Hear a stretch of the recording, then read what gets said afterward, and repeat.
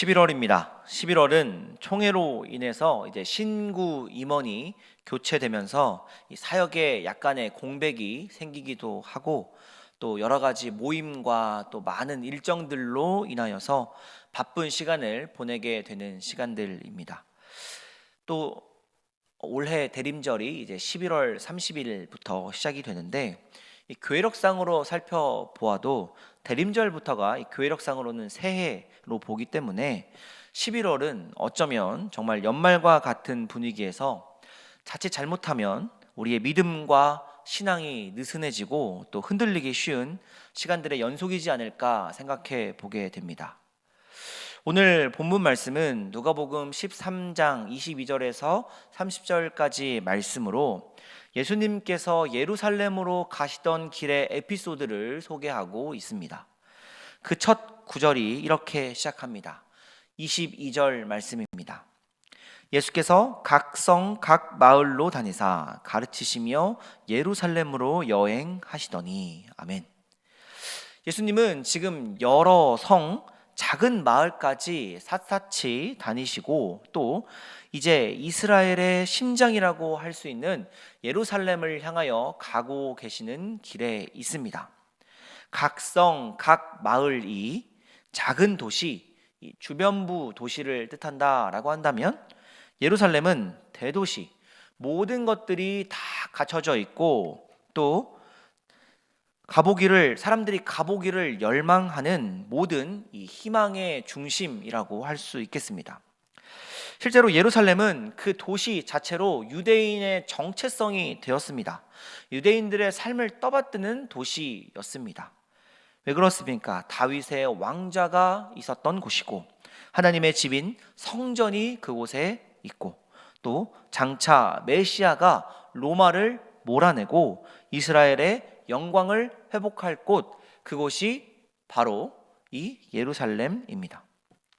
그런데 이 과정 가운데 어떤 사람이 예수님을 붙잡고 이렇게 묻습니다. 23절 말씀인데요.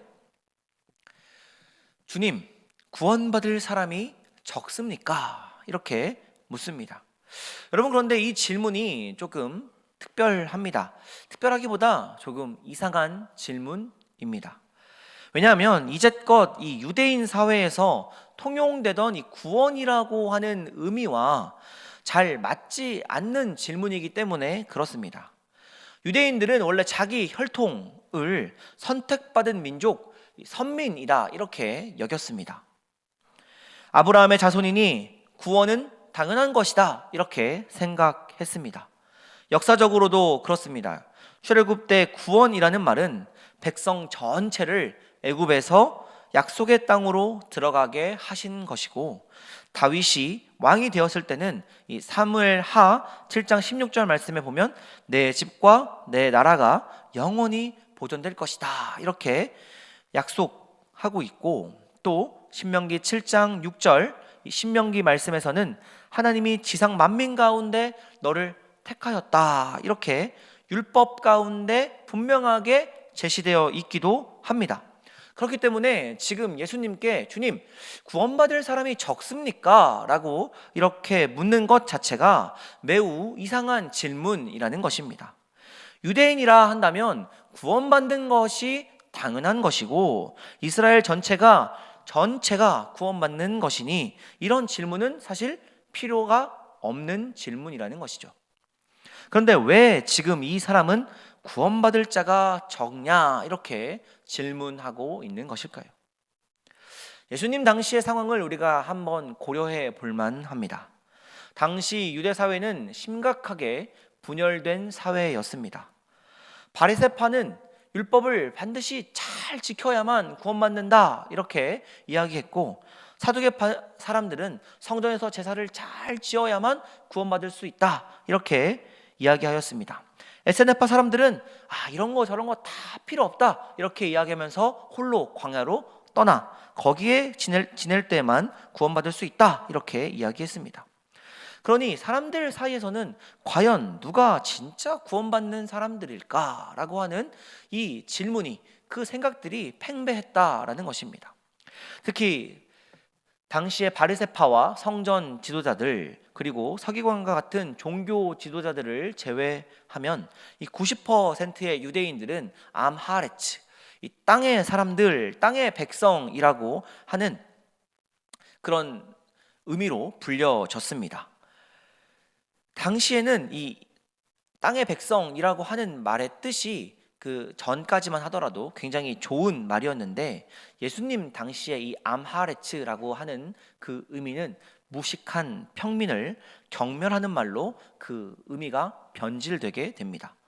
종교 지도자들이 이들을 경멸하는 이유는 단 한 가지입니다. 율법이 명령하고 있는 정결례를 잘 지키지 않았다라는 이유에서입니다. 율법에는 총 613가지의 조항들이 있는데, 음식 규정부터 시작해서 이 까다로운 안식일과 11조 규정도 지켜야 하고, 이방인에 대한 규정, 또 월경하는 여성에 대한 규정, 시체는 어떻게 처리해야 되는지 하는 것에 대한 규정 등등 매우 복잡하고 참으로 어려운 또 율법들이 또 난제되어 있었습니다. 먹고 사는 게 참 바쁜 사람들이었는데 이 모든 율법을 다 지킬 수는 없었습니다. 그럼에도 불구하고 한 가지라도 어기면 암하레츠, 무식한 백성으로 낙인 찍히고 멸시받던 것이 이 유대인 사회의 현실이었습니다. 율법도 모르는 너희는 절대 구원받을 수 없다라는 것입니다. 그런데 여러분, 율법을 제대로 배워본 적도 없는데 어떻게 알아서 하나도 빠짐없이 지킬 수가 있겠습니까? 같은 유대인이라 하더라도 그 당시에는 참 쉽지 않은 일이었습니다. 예수님께 질문한 사람도 아마 이 암하레츠라고 불리는 땅의 백성, 평범한 유대인 중 한 명이었을 것입니다. 바리새인들처럼 율법을 완벽하게 지키지도, 사두개인들처럼 부유하지도, 또 서기관들처럼 가방끈이 길지도 않았던 그런 보통의 사람이었습니다. 그 사람이 예수를 만났고 이제 그분의 뒤를 따르게 됩니다. 그러다 주님의 가르침을 듣고서는 아마도 더 불안하지 않았을까 하는 생각을 해보게 됩니다. 오늘 우리가 함께 읽은 말씀이 13장 초반에 보면 예수님께서 무엇이라고 말씀하고 계시냐면, 누가복음 13장 5절 말씀에 너희도 회개하지 않으면 다 이와 같이 망하리라, 이렇게 말씀하고 계십니다. 유대인이면 원래 다 구원받는 줄 알았는데 유대인이라 하더라도 회개하지 않으면 망한다라는 것입니다. 이어지는 말씀에서는 이 열매 맺지 못하는 이 무화과 나무에 대해서 그 말씀을 하고 계십니다. 3년을 기다려도 열매를 맺지 못하면 찍어 버리겠다, 이렇게 말씀하고 계십니다. 유대인이라 하더라도 삶의 열매가 없으면 아무런 소용이 없다라는 의미입니다. 또 예수님의 말씀들을 한번 쭉 떠올려 보면, 세리와 몸 파는 여인들이 너희보다 먼저 천국에 들어가게 될 것이다. 처음 된 자가 나중되고 나중된 자가 처음 되게 된다 등등, 이 모든 것들이 지금 다 예수님의 말씀입니다. 이런 말씀들을 들으면서 예수님을 따랐던 이 질문했던 사람은 굉장히 혼란스러웠을 것입니다. 그러면 나는 어떻게 되는 것인가? 나처럼 평범한 사람은 율법도 제대로 알지 못하고 그 율법도 다 지키지 못하는 나는, 성전의 제사도 자주 제대로 잘 드리지 못하는 나는 과연 구원받을 자격이 있는 것인가? 라는 생각을 하게 되었던 것이죠. 그래서 지금 예수님께 묻고 있습니다. 주님, 구원받을 자가 정말 적습니까? 이것은 어떤 신학적인 호기심이 아니라 한 개인의 절박했던 질문입니다. 나도 그 안에 들어갈 수 있나요? 라는 간절한 물음입니다. 이 불안한 질문 가운데 주님이 이렇게 대답하여 주십니다. 24절 말씀 우리 같이 한번 읽어보겠습니다. 좁은 문으로 들어가기를 힘쓰라. 내가 너희에게 이르노니 들어가기를 구하여도 못하는 자가 많으리라. 아멘. 지금 예수님은 구원받을 자가 적습니까? 라고 하는 이 질문에 많다, 적다 이렇게 질문하시는 것이, 대답하시는 것이 아니라 좁은 문을 말씀하고 계십니다. 대체 이 좁은 문은 무엇일까요? 예수님이 지금 예루살렘을 향해 가는 길이다라고 하는 것을 고려해서 이 말씀을 생각해 보면, 이 사람들이 기대하는 문은 예루살렘 성전으로 들어가는 큰 문이었을 것입니다. 이 전승에 따르면 헤롯이 성전을 재건하면서 큰 규모로 확장 공사를 했는데, 그 성전의 그 문의 너비가 25m고 높이가 30m 되었다, 이렇게 기록하고 있습니다. 고대 사회였다라고 하는 것을 우리가 감안한다면 정말 누구라도 한번 구경해 보고 싶을 정도로 큰 문이었고, 그 문에 대한 소문이 아마 자자하지 않았을까 생각해 봅니다. 또 6월절이 되면 모든 유대인들이 그 문을 통과해서 성전으로 이렇게 들어가는데, 그 수많은 유대인들이 그 문을 통과해서 성전으로 들어가는 그 모습도 굉장히 과관이었을 것입니다. 지금 예수님을 따르는 이 모든 무리들이 생각하는 이 문이라고 하는 개념, 이것이 아마 그 성전의 큰 문이었을 것이다 라는 것입니다. 그런데 그러한 사람들에게 예수님은 지금 좁은 문으로 들어가기를 힘쓰라, 이렇게 말씀하고 계십니다. 이 고대 도시의 성벽에는 큰 문 옆에 언제나 이 작은 쪽문이 있었다고 합니다. 밤에 이제 큰 문이 닫히게 되면 그 큰 문을 이제 열고 닫고 하는 것이 너무 힘이 들기도 하고 소리도 크기도 하고, 그렇기 때문에 이 작은 쪽문으로만 출입을 했다고 합니다. 그런데 이 작은 쪽문은 한 사람만 겨우 통과할 정도로 좁아서 짐을 지고 들어갈 수도 없었고, 또 무기를 내려놓고 한 사람이 이렇게 몸을 구부려서 들어가야만 들어갈 수 있는 이 작은 문이었다라고 합니다. 이것이 바로 예수님이 말씀하시는 좁은 문, 구원의 문이라는 것입니다. 이 민족이라고 하는 짐, 혈통이라고 하는 무기, 전통이라고 하는 갑옷, 이 부가적인 모든 것들을 다 내려놓고 오직 자기 몸 하나만 들어갈 수 있었다라는 겁니다. 게다가 주님은 이 문을 살살 들어가라 하는 것도 아니고 힘쓰라, 힘써서 들어가라, 이렇게 말씀하고 계십니다. 이 힘쓰라라고 하는 것은 운동선수들이 경기할 때 사용하는 단어였습니다. 그러니 좁은 문으로 들어가길 힘쓰라라고 하는 말은 구원은 절대 저절로 주어지는 것이 아니라 온 생명을 걸고 추구해야 하는 것이다 라고 이렇게 우리에게 읽혀집니다. 달리 말하면 구원이라고 하는 것은 자동문이 아니다 라는 겁니다. 아브라함의 혈통도 할례도 안식일 준수도 이 문을 자동으로 열 수 없다 하는 것이죠.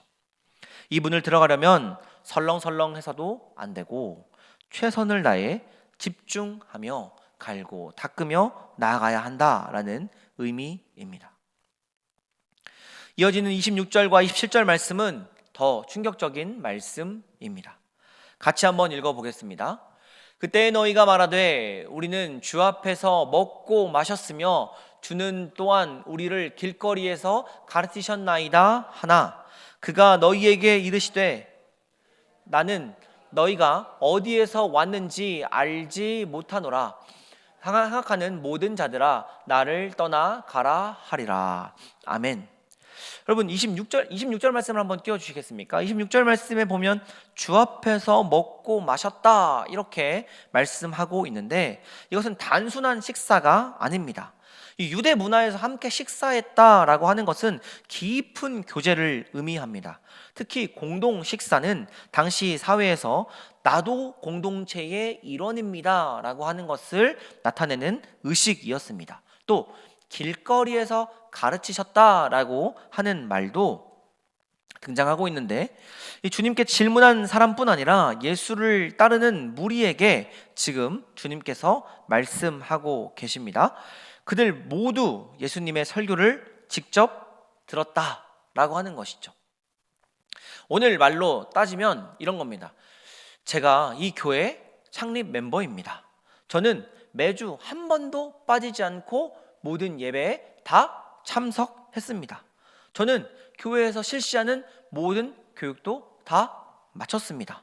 저는 교회에서 가는 모든 선교여행, 비전 트립도 다 참여했습니다. 와 어쩌면 같은 말일 것입니다. 그런데 예수님의 대답은 차갑다 못해 매몰차입니다. 나는 너희가 어디서 왔는지 모른다. 27절 말씀에 그렇게 말씀하고 계십니다. 전혀 관계가 없다. 단절의 선언입니다. 왜 그렇습니까? 28절 말씀입니다. 같이 한번 읽겠습니다. 너희는 아브라함과 이삭과 야곱과 모든 선지자는 하나님의 나라에 있고 오직 너희는 밖에 쫓겨난 것을 볼 때에 아멘. 거기서 슬피 울며 이를 갈리라. 아멘. 이들은 아브라함의 혈통을 자랑했지만 아브라함이 가졌던 믿음은 없었다 하는 겁니다. 이삭의 자손이라고 이야기했지만 이삭에게 있었던 그 순종은 없었던 겁니다. 야곱의 후예라고 하였지만 야곱의 회개는 없었습니다. 선지자의 예언은 들었지만 그 예언에 따른 변화는 조금도 없었다 하는 것입니다. 그러니 아브라함과 이삭과 야곱과 모든 선지자 그것이 나랑 연결되어 있다 하더라도 아무런 상관이 없다. 나는 너희가 어디서 왔는지 모른다 하는 것입니다. 여전히 유대인이라는 우월주의, 이 엘리트 의식에 갇혀 있었고 과거의 영광에 사로잡혀 있었으며 예수님과 함께 있으면서도 이방인을 멸시하고 가난한 자를 무시했으며 죄인을 정죄하였습니다.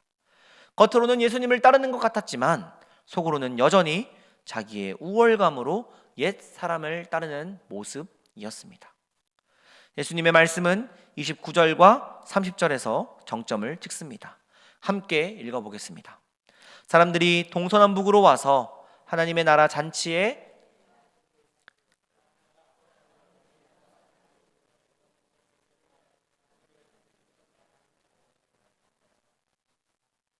29절 말씀 한번 띄워주시면 감사하겠습니다. 29절 사람들이 동서남북으로 와서 하나님의 나라 잔치에 참여하리니 보라 나중된 자로서 먼저 될 자도 있고 먼저 된 자로서 나중될 자도 있느니라 하시더라. 아멘. 여기서 이 동서남북 29절에 등장하는 이 동서남북이라는 이 말씀은 원래 이사야 43장 5절 6절 말씀에서 인용된 말씀인데 내가 동쪽에서부터 내 자손을 오게 하며 서쪽에서부터 너를 모을 것이며 라는 이 구절을 인용하신 말씀입니다. 원래는 이 흩어져 있던 유대인들이 이제 귀환하는 모습을 재해석하는 모습을 이사야서에서는 기록하고 있습니다. 그런데 예수님께서는 지금 이 말씀을 인용하시면서 이 유대인이 흩어졌던 유대인들이 다시 귀환하는 모습이 아니라 이방인이 구원받는 모습으로 지금 재해석하고 있는 말씀입니다. 이 동쪽에서는 바벨론, 서쪽에서는 로마, 남쪽에서는 애굽, 북쪽에서는 시리아. 유대인들이 개 취급하던 모든 이방인이 하나님 나라 잔치에 초청되어서 함께 그 잔치를 누린다라고 하는 것입니다. 유대인들의 입장에서는 굉장히 황당하고 배가 아픈 일일 겁니다. 지금 유대인으로서 구원이 확정되지 않았다라고 하는 말도 굉장히 혼란스러울 텐데 지금 주님은 이방인의 구원에 대해서 말씀하고 계신 것입니다. 당시 유대인들은 이방인들을 개들이다, 지옥의 땔감이다 이렇게 여겼습니다. 그렇게 부정한 이들이 하나님 나라의 잔치에 초대된다라고 하는 이 주님의 선언이 쉽게 믿어지지 않았습니다. 당시 성경처럼 통용되던 이 랍비 문헌에는 이방인의 집에 들어가는 것은 부정하고 이방인과 함께 먹는 것은 우상 숭배와 같다라고 하는 규정이 기록되어 있었습니다. 그런데 예수님은 이런 통념을 완전히 훌쩍 뛰어넘습니다. 저주받은 이방인이 복의 근원 아브라함과 같은 잔치상에서 겸상한다는 것, 감히 상상할 수 없는 일입니다. 그런데 주님은 그렇게 될 것이다. 분명하게 선언하고 계신 것입니다.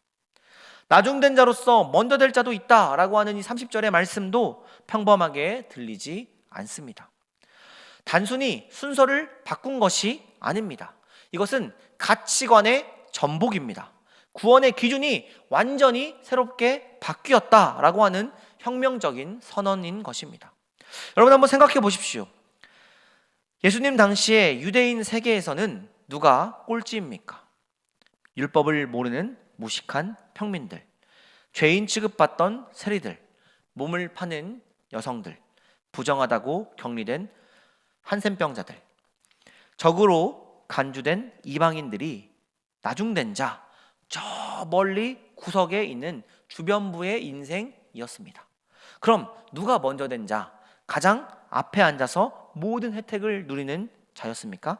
순수 혈통과 가문을 자랑하던 유대인들, 율법을 독점한 바리새인들, 성전의 권력을 쥔 제사장들, 종교 권력을 휘둘렀던 서기관들입니다.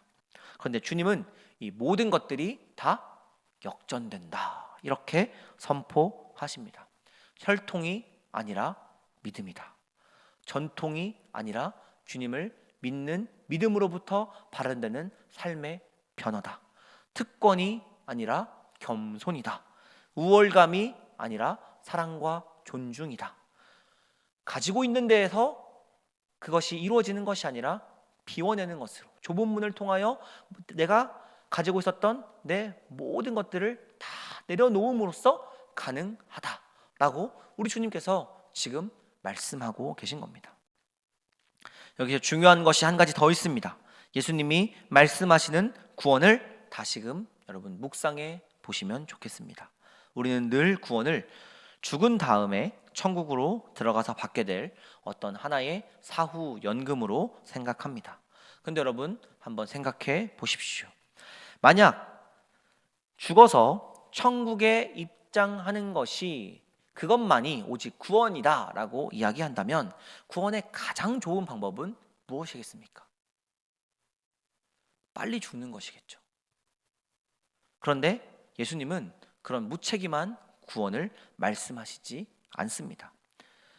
지금 주님께서 말씀하시는 구원은 지금 여기에서의 삶, 우리가 발딛고 살아가는 이 삶의 자리에서의 삶, 우리에게 주어진 생명, 그 삶 속에서 나와 너, 그 이웃들의 몸을 내 몸과 같이 너의 이웃들의 몸을 귀하게 보듬어 안으라 하는 의미입니다.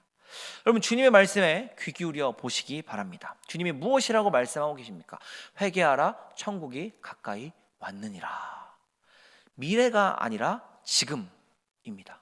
회개하라, 천국이 가까이 올 것이다. 회개해 하십시오. 천국이 가까이 올지도 모르겠어요가 아닙니다. 천국이 가까이 왔다. 그러니 회개하라 말씀하십니다. 하나님 나라는 너희 안에 있느니라 말씀하십니다. 어디에 있다고 합니까? 저기에 있다고 말씀하시지 않습니다. 지금 너희 안에, 우리 안에 있다, 이렇게 말씀하고 계십니다.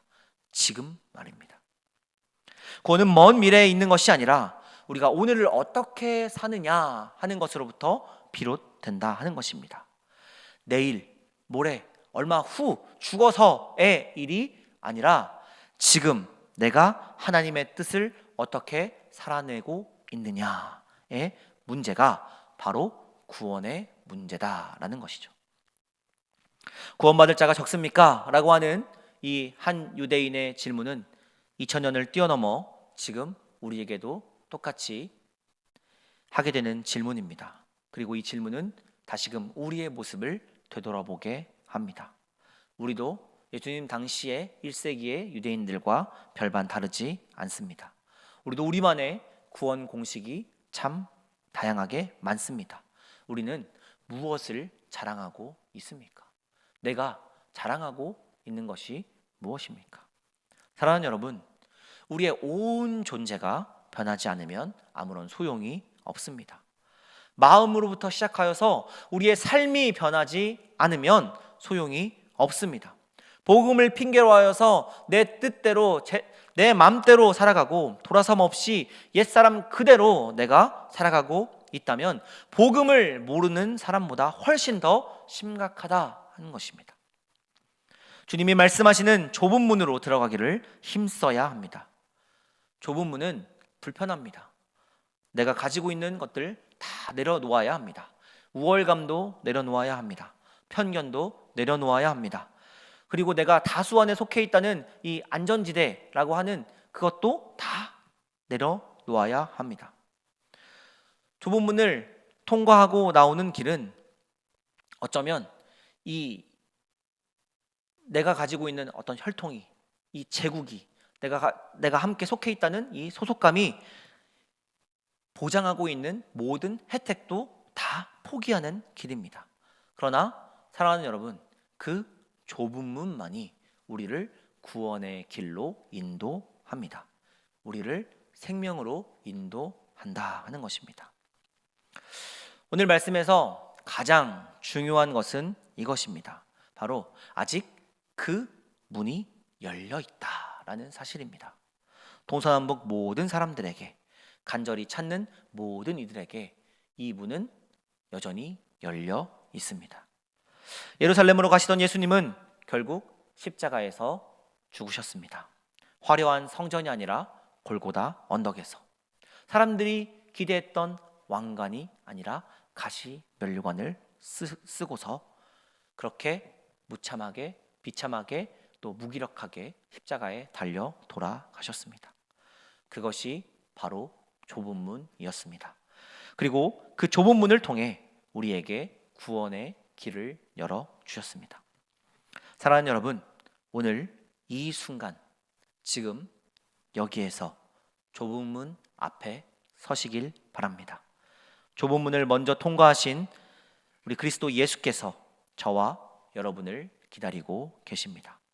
느슨해지기 쉽고 또 해이해지기 쉬운 이 11월, 우리의 마음을 다시금 다잡고 주님 앞에 바로 서며 나아가는 저와 여러분이 될 수 있기를 바랍니다.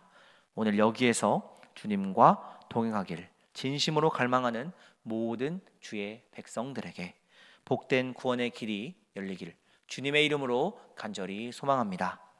기도하겠습니다.